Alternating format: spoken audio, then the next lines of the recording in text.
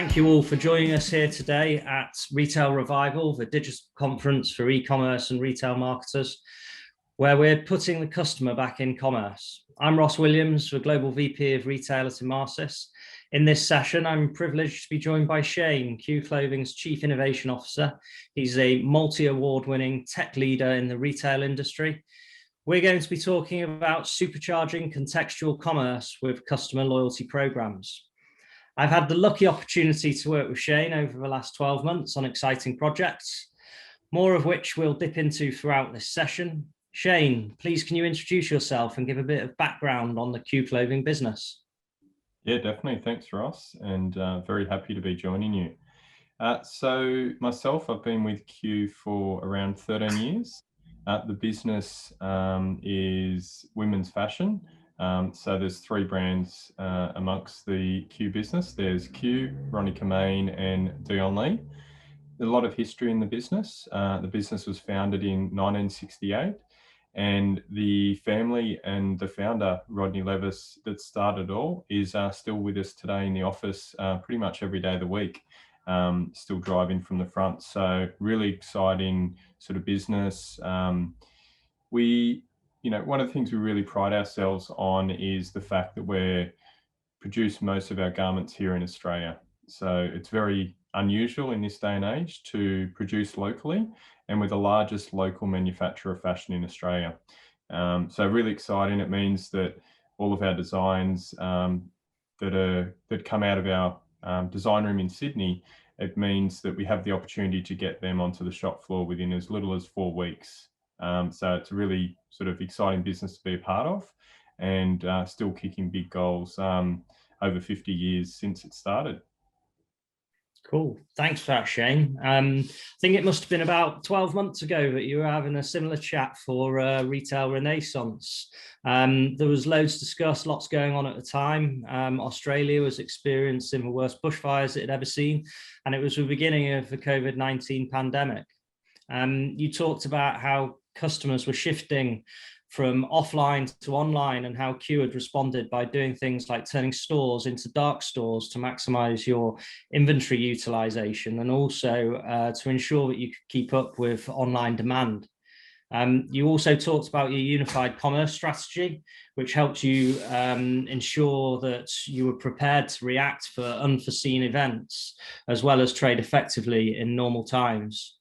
You touched on the importance of capturing as much customer data as possible through various tactics that you've deployed, such as removing the guest checkout, but ensuring a friction-free payment process, using the likes of e-receipts in stores to capture marketing opt-ins, and having a loyalty program that rewards stretch spend and surprises and delights with gifting.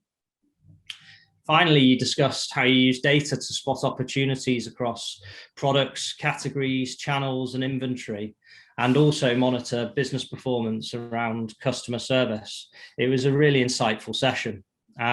So on to today's content. Let's start with the current situation. Australia is probably ahead of everyone else in terms of recovering from the effects of COVID. Can you share with us what you've learned over the last 12 months, what shifts you've seen from a customer behavior perspective, and how Q has reacted to those changes, please? Yeah, definitely, Ross. So look, I think for us, what we saw in most businesses saw, particularly in a multi-channel space during COVID, was there was a period of time where it wasn't safe to have stores opened, where Australia was in lockdown. So for us, where we see that 90% of our inventory sits out at store level, that was a huge shift and concern for us as a business.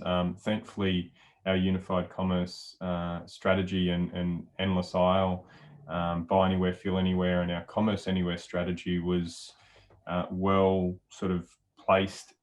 When we did have those challenges, we were still able to access that inventory, and it meant that even with stores closed where we couldn't serve the public, it meant that we were able to have our staff going in safely, doing contactless fulfillment of orders. They'd have those orders packed. We still had 100% of our inventory available, which was, I suppose, in a pretty tough time, a really competitive advantage for a multi-channel retailer. However, we predominantly make event wear and office wear. So from a fashion perspective, they were two things that weren't particularly happening at that time. But what we did see is, and like a lot of other retailers, we really didn't have a choice other than to sort of go pretty hard from a promo perspective and really push as hard as we could to make sure that we were moving that stock. Q very much based itself on newness as far as design and fashion goes. We drop 30 plus new styles every week into our stores, and that's consistent across the other brands in the group. So it was all about getting the right product in front of the customer at the right time as far as segmentation, making sure that whilst we were really up in the ante in our customer comms, we're making sure that we were, with send time optimization, with our recommendation engines, and really that single view of customer that served us so well in the past was paramount at that time.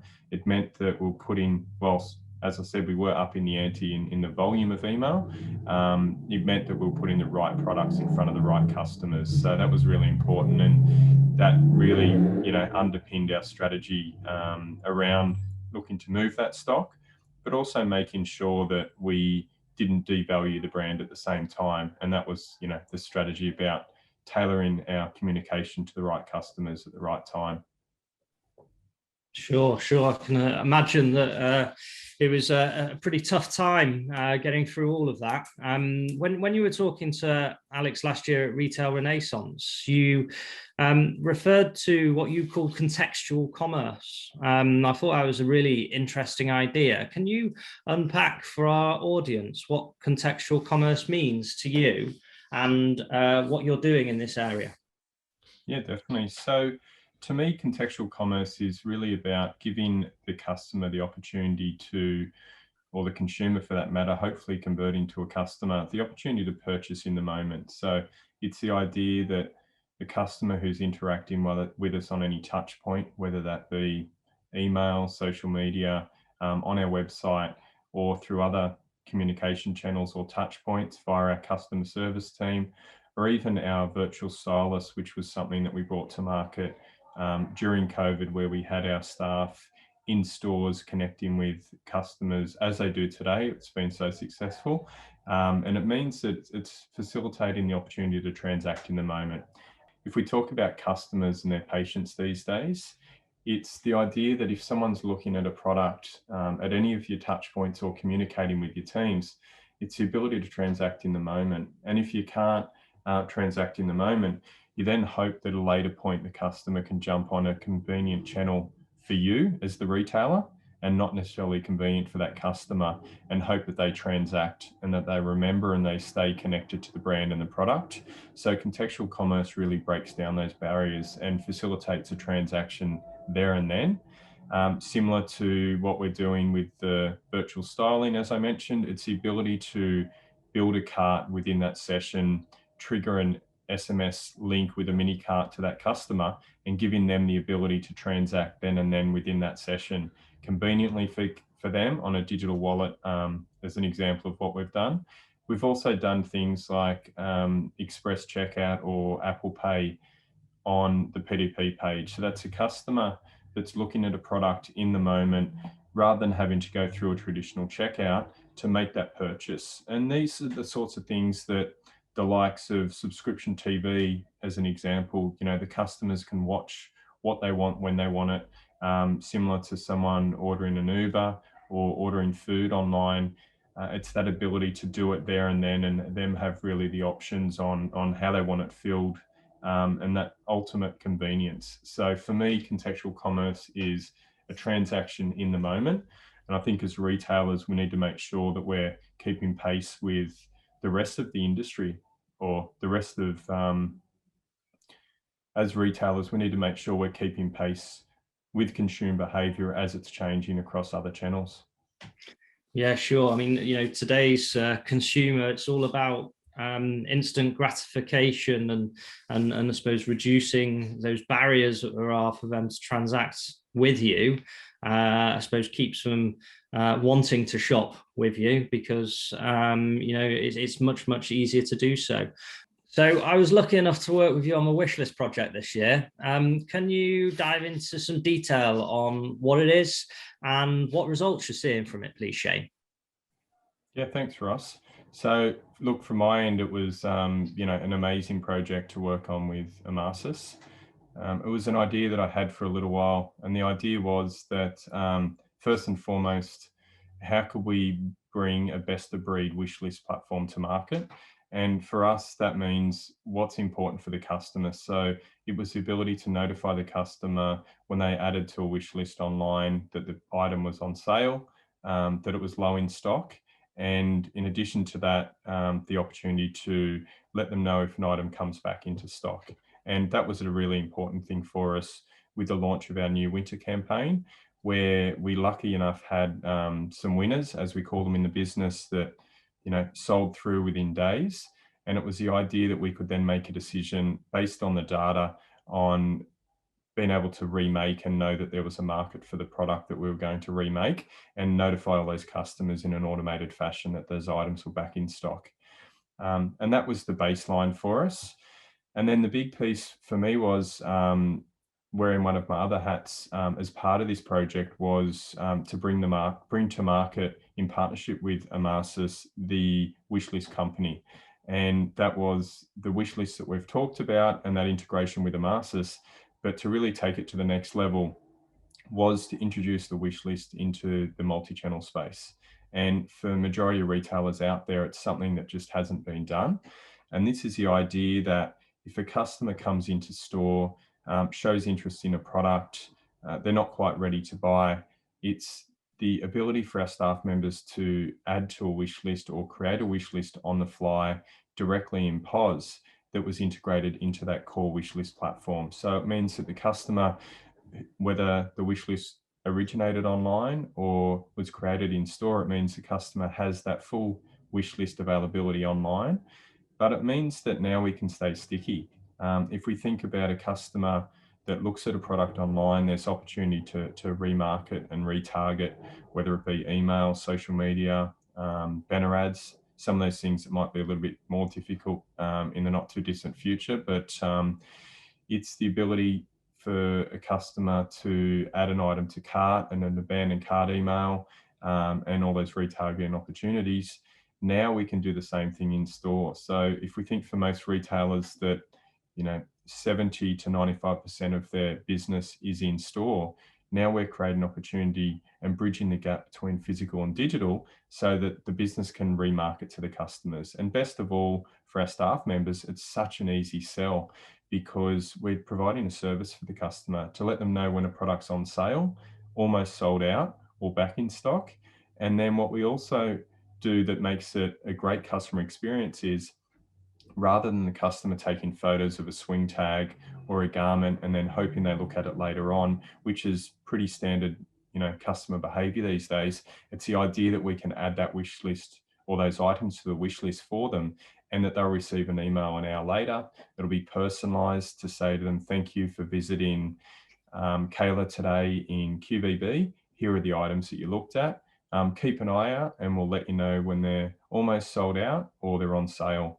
And it's been a real game changer. So to date, we've been running it in a pilot with Amasis for about 5 months, and we're seeing numbers in excess of 100K a month in incremental revenue. Of that, 75% is going back into store to make a purchase after receiving those notifications. So from a multi-channel retailer, it's been an amazing success. I love the fact that you've used a wish list to capture the intent of customers, and then you're using that to turn that intent into conversions. One of the things that we worked on as part of the wish list piece, and I know that you're using it in other places as well, was getting payment into email and kind of simplifying that payment process from those marketing communications. Can you talk a little bit about what the payment in email is, and why it's important, and if you have any results, what sort of results are you seeing from it? Yeah, definitely. So for us, particularly with our Commerce Anywhere strategy and a focus on contextual commerce, it's the idea of streamlining and providing a frictionless experience for the customer. So rather than a customer receiving an email for, say, a wish list item or an abandoned cart email with some items in there, rather than directing them to a product details page and driving through a traditional checkout process, or even taking them to checkout. Generally speaking, it's a pretty laborious process for that customer, particularly if they're on a mobile device. They might have payment information or cards with them. It's this idea that within 2 clicks, so to click on an item with a buy now button on an email, take them to an express mini cart, as we call it, which is essentially on the PDP. It's a pop-up with a pre-selected size and color based on the product that we know they had intent to buy or had added that size and color to their wish list. And it's this one more click to purchase with Apple Pay, and also we're utilizing the Afterpay Express checkout. So if you think about it, a customer receives an email with products in it that they've shown a lot of interest in. There's a buy now button on that product. They click the email with that button once. Next, they've land on our website, pre-selected size, color. We're also aware of the value of the item and the shipping rules. So that's pre-selected. They hit the buy now button through their digital wallet. We're getting their address details. They're already a known customer because we've sent them that communication. So we know who they are. And it just means that from 2 clicks, a customer is buying a product that they're interested in through our communication and a partnership with Amasis. So again, another amazing game changer. We're seeing incredible results, and it's really moving the goalpost for traditional retail, and both in-store with the wish list and then with the buy from email. And really it's moving with the times. If you think about how people make bookings for an Uber as an example, it's a couple of clicks. They never have to go to their wallet to get a card out. It's the idea of them choosing when they want to watch TV and how they want it through subscription TV. And for us as a retailer, it's competing with the bigger marketplaces out there that are really providing these streamlined experiences. And for us, it's up in the ante. That's awesome. All of this requires you to have, I suppose, a good view of your customers, and understand how they're interacting with you as a brand. It means that you have to collect and process lots of data. One of the biggest challenges we're seeing for marketers currently is the big changes in legislation around data, and the approach of big tech companies around data privacy, particularly the third-party cookies and the ITP stuff, and the impact that this is having on understanding the performance of marketing activity.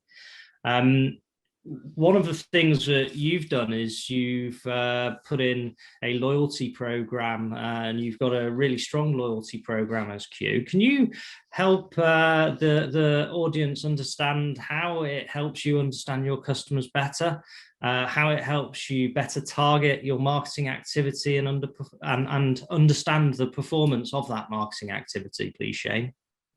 Yeah, absolutely. So first and foremost, if you're going to ask customers for data and for them to actually sign in or sign up, you need a compelling reason for them to do so, whether that's online or in store. Online, we no longer, as you mentioned before, have a guest checkout. But as part of that, it's our obligation to the customer to provide some convenience. So it's down to the fact that those transactions will go towards their loyalty. And when I say their loyalty, whether that be their spend value, whether that be a threshold for them to reach to hit that next tier. So straight away, they're earning and accumulating points per se for their loyalty program. But in addition to that, we're providing convenience like saving the shipping details, saving their preferred payment options. So we're really providing that streamlined opportunity for them. And then at store level, we're also providing convenience in e-receipts.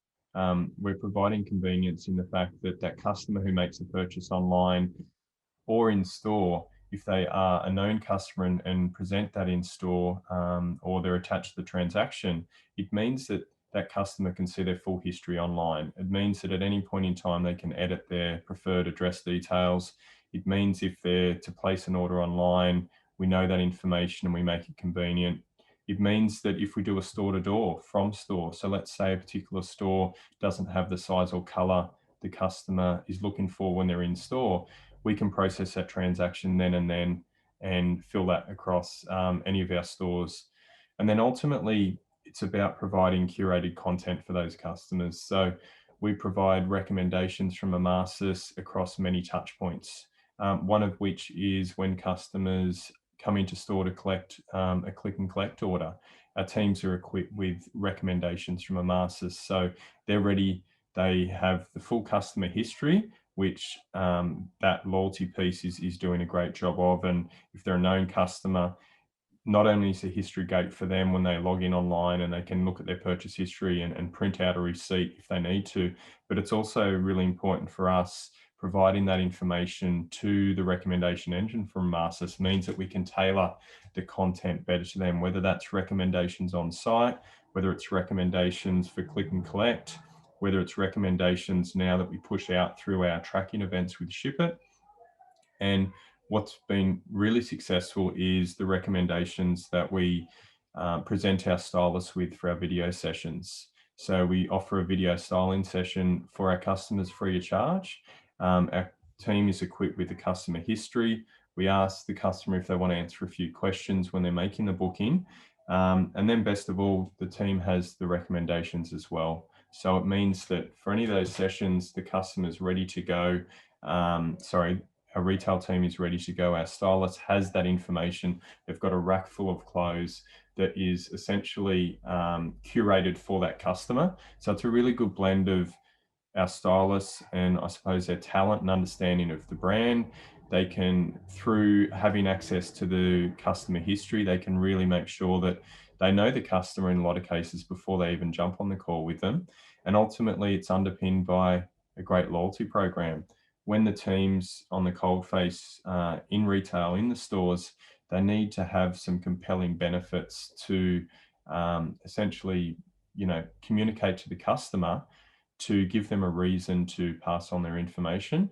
A lot of people these days can be reluctant to do so, but if you've got a strong loyalty program with some great benefits, birthday rewards, VIP, and you mentioned surprise and delight. Through having that data set, we know who our best customers are, but we also know who the customers are who have shopped with us over a period of time, but haven't recently shopped with us. So we've been able to set up programs with the masters so that we can give those customers a bit of a nudge along the way and really try and re-engage with them. And these are set and forget programs that we have in the background with the masters and all the great tools that provide the insights that we use to come up with these ideas and campaigns.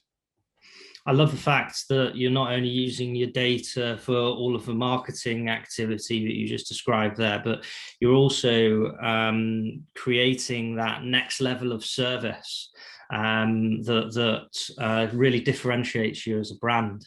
So one of the other things that you're doing is using our Facebook API connector to synchronize your online and offline sales data over to Facebook. How's that helping you understand the impact of your advertising, and how do you use this data to guide your decision making?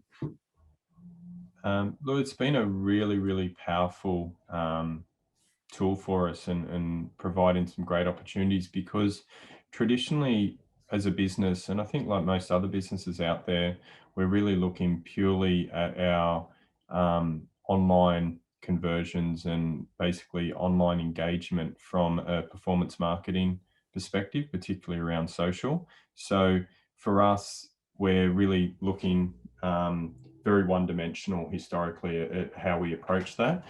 And what it means now is not only do we get visibility of those customers who are part of our program and through the integration with Facebook, if they've got an email address that matches the email address in our loyalty program with the email address they sign into Facebook with, it means, or Instagram for that matter, it means that we've got an opportunity to say, okay, we've presented a certain ad to a customer, or, you know, whether that be something, whether it's prospecting, retargeting, whether it's, you know, curated content, you know, wish list reminder, whether it's an abandoned cart, or just generally any ads for that matter. It means that we can start to measure the impact and the performance of those particular ads on our store sales. And if you think as Q, like many multi-channel businesses, we'll see our split between online and offline anywhere from 15% to 30% on any given week. And if we talk last week as an example, there was, you know, there was quite a bit of activity in the Australian market. There was a particular, you know, big sale event on across the market, and we saw, you know, up to 35% of that happened online, but traditionally we might only see 15%. So it means that there's 85 up to 85, and with a lot of retailers, 95% of transactions or traffic and ultimately sales that you're not really understanding the impact on direct impact of, you know, a lot of your marketing spend. And for most retailers, it's actually your biggest expense when it comes to marketing.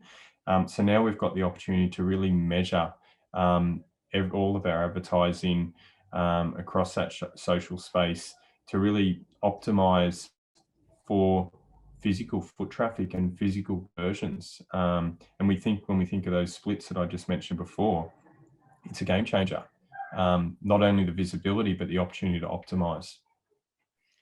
Shane, we're out of time. I'd just like to say thank you for sharing all of your valuable insights and experience with us today. I'm certain that the Retail Revival audience will have learned a lot and will be inspired by what you guys are doing at Q. So yeah, once again, thank you to our speaker, Shane. Viewers, thank you for taking the time out of your busy schedules to join us here at Retail Revival. We're always happy to hear from you. So please feel free to contact us if any of today's content inspired you or left you with any further questions. Here at Retail Revival, we have over 60 hours of content from global retail brands and industry thought leaders. So please ensure you've signed up to all the sessions you want to, so you don't miss out. That's all from us here, and we hope to see you again soon. Thank you, Shane. Thanks, Ross.